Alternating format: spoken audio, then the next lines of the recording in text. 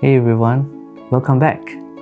A few weeks ago, I shared my unboxing of DJI Neo 2 and why I thought it was a perfect choice for a family guy like me.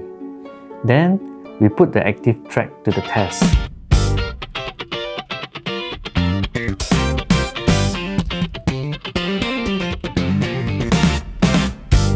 But now, it's been a full month. I've taken this little guy across the borders, from the backyard of Malaysia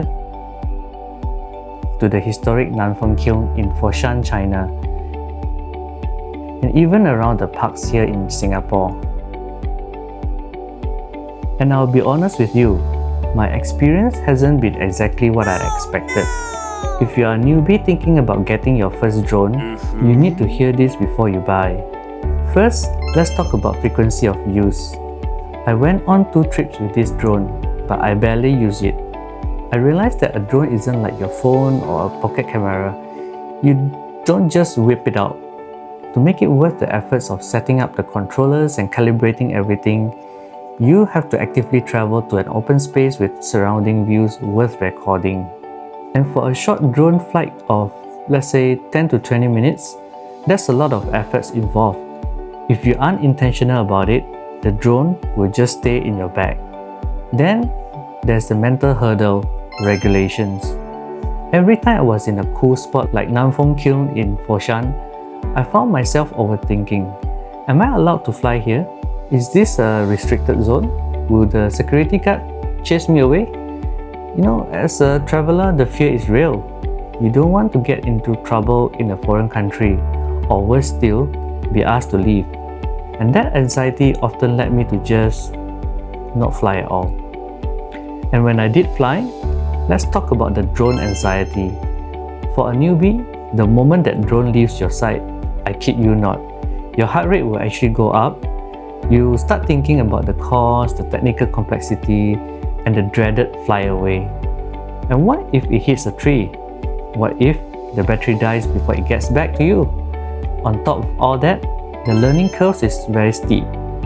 You have to remember to hit the record button, check if you are in slow-mo, and sometimes you might want to manage the screen recording too.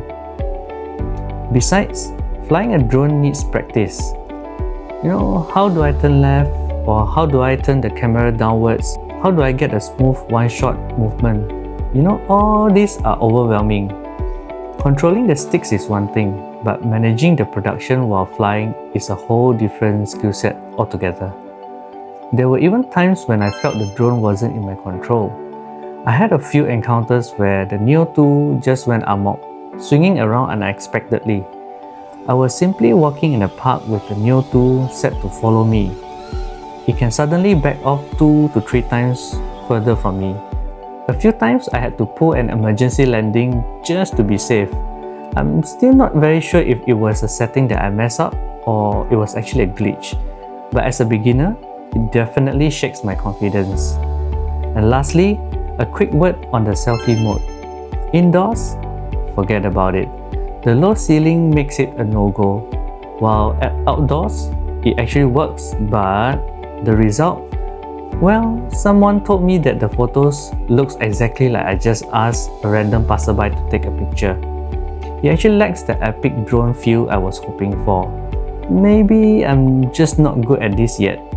Not going to lie, but getting the correct selfie mode takes a few try and error. So, what's my verdict after 1 month? The DJI Neo 2 is an incredible piece of tech, but it's definitely not a pick-and-go gadget like your phone or a standard camera.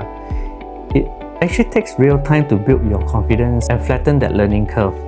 In reality, it probably won't get as much screen time as your other devices, simply because of the prep and the nerves involved. Nonetheless, I believe these struggles can be managed as I get more experience. But for now, it's a journey. If you're a newbie drone pilot like me, how has your journey been coming along? Are you dealing with the same drone anxiety, or have you found a way to fly stress-free? Let's talk about it in the comments. Thanks for watching, and I'll see you in the next one, hopefully with a bit more confidence and a lot less overthinking.